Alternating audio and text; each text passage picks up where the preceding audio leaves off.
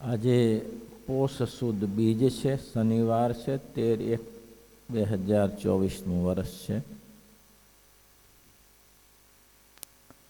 કાલના પ્રસંગે આપણે અંતઃકરણની વાત કરી હતી અને નાના પ્રકારના જે જીવ ભોજન જમે છે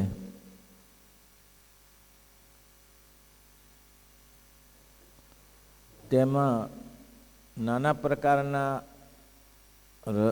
બહુ સરસ લખ્યું, નાના પ્રકારના ભોજન જમે છે તેમ ભોજન પ્રત્યે જુદા જુદા સ્વાદ છે ને જુદા જુદા ગુણ છે.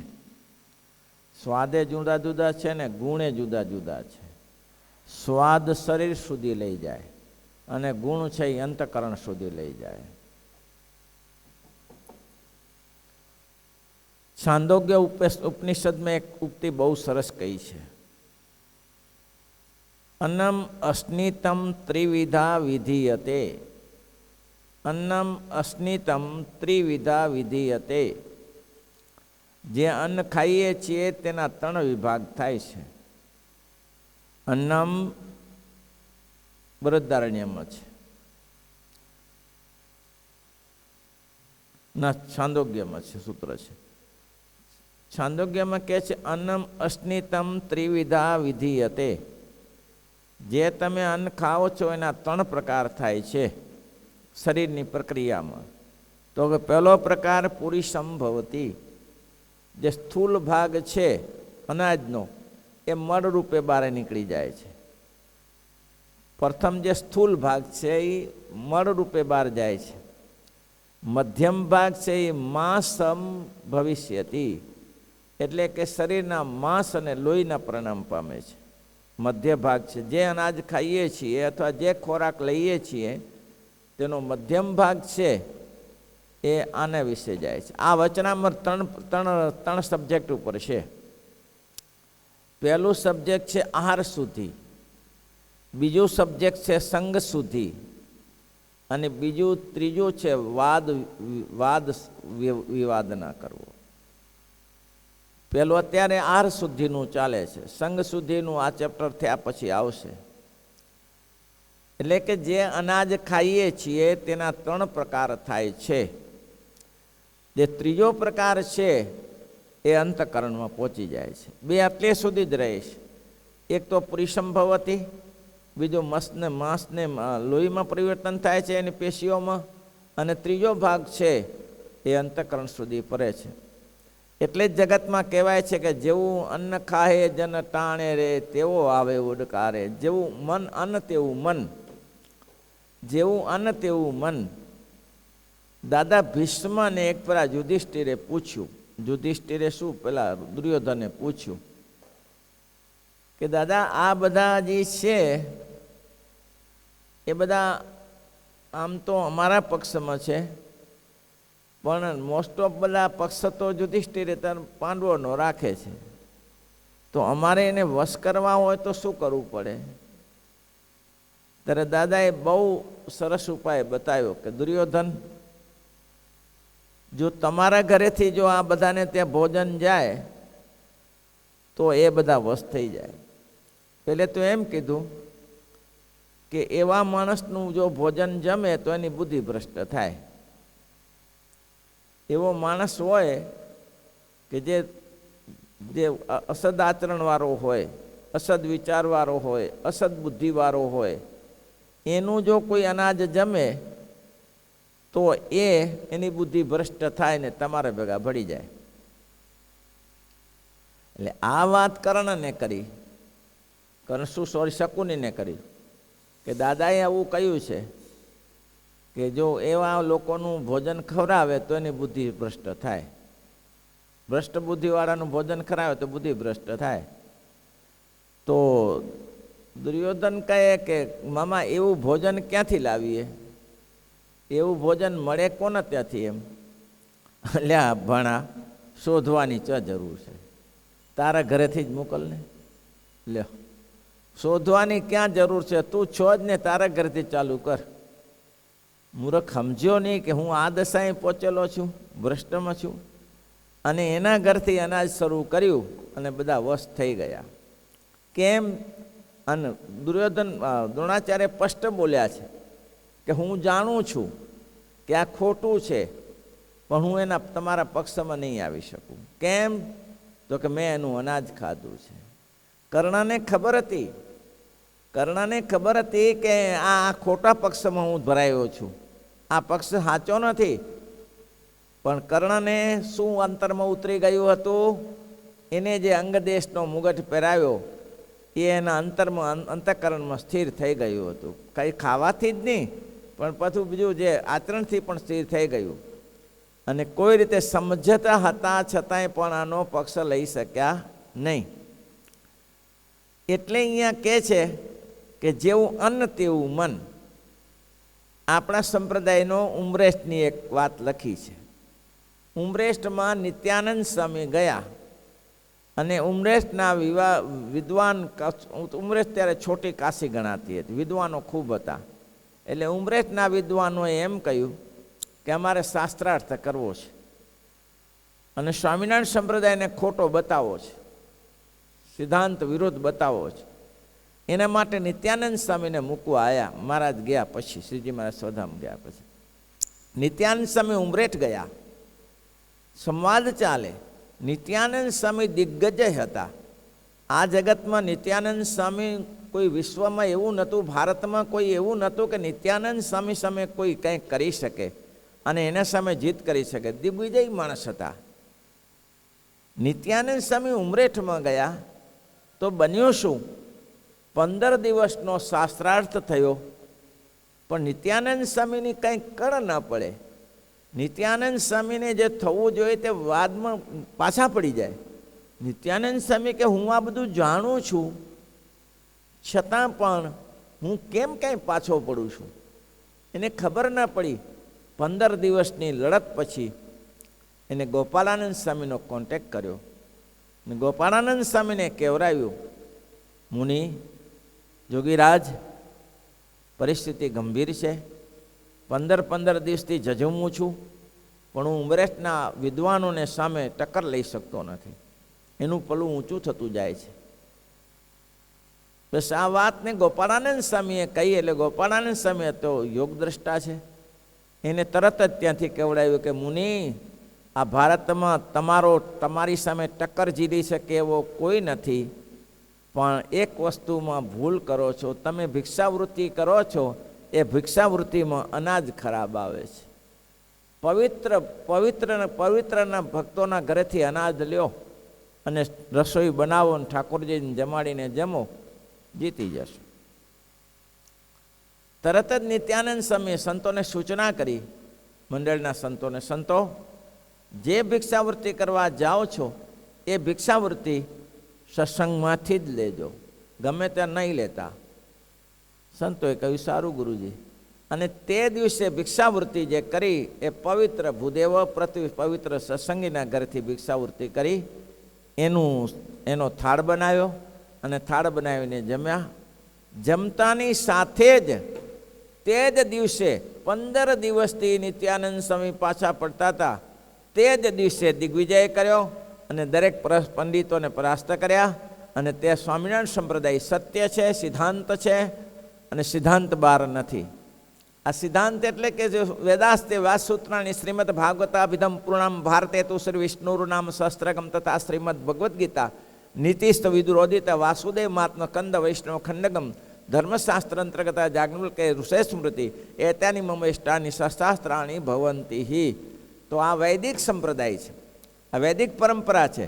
તો આ સંપ્રદાય વૈદિક નથી એ ઉમરેઠના ભૂદેવોને સિદ્ધ કરવું હતું. કારણ કે મહારાજના વખતથી જ એને વાદ વિવાદ તો હતો, સિદ્ધ કરવું હતું. પણ નિત્યાનંદ સ્વામીએ શુદ્ધ અનાજથી તે દિવસે થાળ કર્યા અને તે દિવસે ડંકો મારી દીધો. સંપ્રદાય વૈદિક પ્રમાણ કરી દીધો. તે દિવસે વિદ્વાનોએ હા પાડી દીધી કે બરોબર છે. તો 15 દિવસની લડતમાં કારણ શું બન્યું? તો કે સીધું સામાન સારું ના આવ્યું. જે લોકો ભ્રષ્ટ જીવોને ત્યાંથી આવી ગયું. તો એ કેટલું અંતઃકરણમાં કામ કરે છે, બાહ્ય તો કામ કરે છે, અંદર ક્યાં કેટલું કામ કરે છે એ જરૂર. આપણે પ્રસિદ્ધ ઇતિહાસ સાંભળીએ છીએ. એકલ શૃંગી વસે વન માહી, એકલ શૃંગી વસે વન. જેને ભામિની ભાન ન કાંઈ, જેને ભામિની ભાન રસ્વા સ્વાદે પડ્યા મુનિ તે હર સ્વાસાદે પડ્યા જગ જાણે પ્રમાણ છે જગ જાણે પ્રમાણ છે. મહારાજ એટલા માટે કે નાના પ્રકારના ભોજન જમે છે એમાં ત્રિવિધા વિધીયતે અન્નમસ્નિતમ ત્રિવિધા વિધીયતે એમ કહ્યું. છાંદોગ્યોપનિષદમાં કહે છે કે 3 પ્રકારે થન થાય. પેલો પુરુષમ, બીજું માંસમાં જાય, ત્રીજું જે અંતઃકરણમાં જાય છે આંદે. હવે જેને સ્ત્રી પુરુષનું ભાન ન હોય આવું, અને લોમપાદ દેશના રાજામાં કેટલા વર્ષોથી વરસાદ થતો નહોતો, એટલે લોમપાદ દેશના રાજાએ ભૂદેવોનો ઋષિઓનો કોન્ટેક્ટ કર્યો અને કોન્ટેક્ટ કરીને કહ્યું કે દેશમાં વરસાદ વગર પ્રજા પીડાય છે. તો કે વરસાદ નહીં થાય એનું કારણ એક જ છે કે તમે ભૂદેવોનું અપમાન કર્યું છે, બ્રાહ્મણોનું ઋષિઓનું અપમાન કર્યું છે. તો કે હવે મારે શું કરવું પડે? તો કે શૃંગી ઋષિ આવે અને એ જો તમારા રાજ્યમાં વસવાટ કરાવો તો તમારે તે વરસાદ. જેની તાકાત તો જુઓ, ગજબની તાકાત, કલ્પના વગરની તાકાત છે. શૃંગીને લાવવા કોણ? વિભાનકના પુત્ર બાળીને ભસ્મ કરી નાખે. જાય કોણ? એક વેશ્યાએ બેડું ઝીડપ્યું કે હું જી આવીશ, અને ગઈ. પહેલી વાર તો એમ કહેવાય કે એક માત્ર આહાર શું? વાયુ ભક્ષણ. અને તે એકવાર વૃક્ષને ખાલી ચાટીને પોતાનો સ્વાદ લઈ લે. આવું જેનું અંગ થઈ ગયેલું, જે અલિપ્ત વર્તે એવા મુનિ, એને ચાંસડી દોડી આવી ઝાડમાં. જોયું તો સ્વાદ લાગ્યો.